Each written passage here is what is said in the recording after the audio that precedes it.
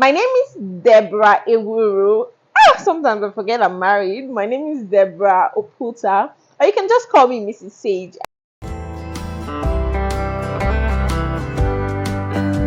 Welcome to Dazzle with Debs. Please subscribe if you've not. I love you.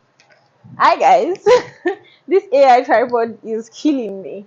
Anyways, my name is Debbie Ewuru, and this is a get to know me.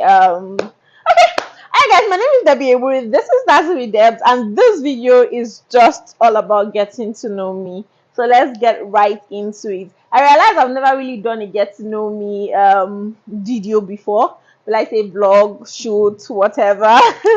This AI stuff is cracking me up. By the way, I don't know, for people who have used this mic before, how has your experience been? I've been struggling with it. I've been struggling with it since I got it. Sometimes it's connecting, sometimes it's not connecting. Sometimes when I think that's connected, it starts to misbehave. I don't know if I'm the only one experiencing it or I got the fake. That being said, so today is just about getting to know me. I like Mrs. Sage, yeah, and I don't want that one to die. So let's stick to Mrs. Sage. Um, I got married sometime in November. That aside, I'm a medical laboratory scientist. I was born on October 17, 1996. I'm one of those people that are going to be turning 30 this year. Anyways, I don't have a problem with getting old because there are two options. You either choose to get old or you choose to die, and I'd rather get old. Anyways, yeah, I'm a medical laboratory scientist by profession. I'm a content creator waiting for that big break. I've done brand managing. I'm still doing it. I've managed brands. I've created content for brands for pay. I've been a brand influencer, doubling it up with creating the content and sending to them. That's what many brand influencers do.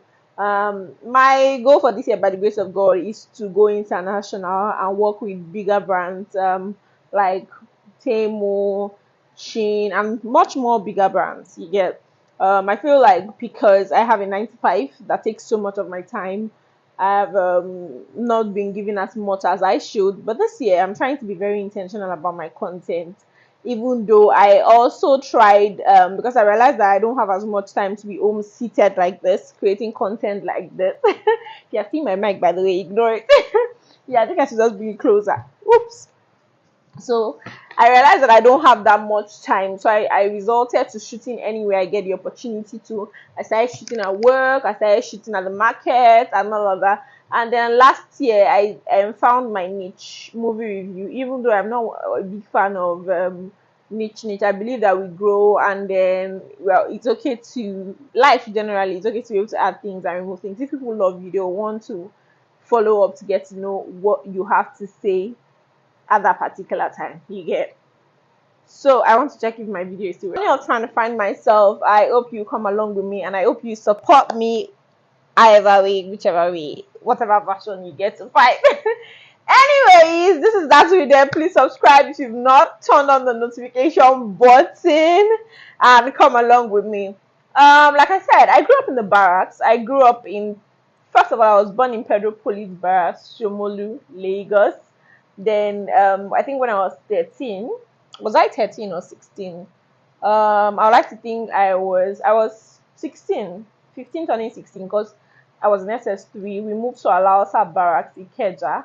That's that barrack directly opposite the secretariat. I think it was one of the best barracks I've seen so far. My dad was a police officer, but not a police officer. It was a an accountant, a chartered accountant working under the police force. So he worked for police budget. He was trained by the police, so you could call him a police officer. And if you don't know, police are not just the only people who come to arrest people. We have police officers who are doctors, we have those who are lawyers, we have those who are, is a world of its own. So there are very many professions inside of it because they need their people to be capable of certain things. So he was a chartered accountant. He's retired now. A chartered accountant that worked with the police force. My mom was a teacher. I'm the fourth child of 6 children. We lost our last brother. So yeah, we're 5 now. I'm a lover of God. God has shown up for me so many times in so many ways, and Yeah, my greatest fear, my greatest fear was getting married to the wrong person because I've seen so many bad marriages, and I had always been scared of getting married to the wrong person. And I think the relationship that I was getting into was not even helping me overcome my fear, because it feels like I had a special skill for picking wrong partners, or they find a way to find their ways around me. Anyway, to find their way around me. But the idea of life is that one person may be a very bad person in a relationship, but when he finds his own person, he'll be a good person because he wants to be good for that person. So nobody's totally bad. Maybe they are not just ready, or they were just nonchalant, or God was just trying to tell you that, oh, but this person is not your person. Because I mean, if they were good and they were not your person, or they were not your person, and you get, it will not still work out. So yeah, how did I become a medical lab scientist? I never knew there was any course called medical lab science up until I wrote JAM. The first time I wrote JAM for medicine and surgery, JAM jammed me. My JAM was not even all that bad. Yeah, my JAM wasn't all that bad, and I was very hopeful because I wanted to leave the house. My first JAM, it was a tradition in the family where you write your GC when you're in SS2, and then you write your JAM when you're in SS3, and then you kind of push for school, because yeah, my dad wanted us to. My dad was a fan of education. They usually call him a disciplinarian. You have to go to school, you have to read. We're smart kids. Yeah, maybe if we had enough resources, would have gone really far. But I bless God for where and how we grew, how we came out, how we turned out. So yeah, so I did the jam the first time, and the second year I didn't want to stay at home. And then my chemistry teacher in school had said that first year that, Debbie, why don't you apply for medical lab science? He told me about it. I really did not buy into it, so I didn't. But the second time when I was going to register for jam, because he was the one who helped, was the one who I used to register for both jams, I just decided that, okay, let me just put it. So I applied for medical lab science. And the long and short of it is I got it. And I ran away from home even before school resumed. I think I left the house. November that year. School was to resume January. I had siblings in school anyway, so it was fun to go enjoy and explore the environment first before I get to actually start school. Yeah. Um, Up until 2 years ago, I never got to feel like I was an adult. Sorry to say. I grew up with my siblings and my family.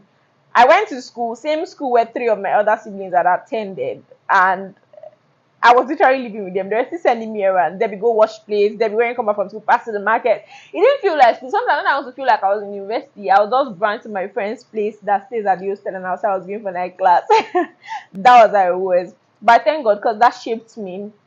Yeah, I had my first relationship when I was 24. Yeah, 24, and So just to wrap up this video, I realized that my phone is on 1% and I'm running late for work. So I'm a girl's girl. I love my friends so much. My female friends, God has used them to be a blessing to me. God has used them to be a blessing to me in many ways, and I do not take them for granted. I love my mom. I'm a mom's girl. I love my job. Do I? I have no choice. I just love the fact that I'm able to help the process of healing.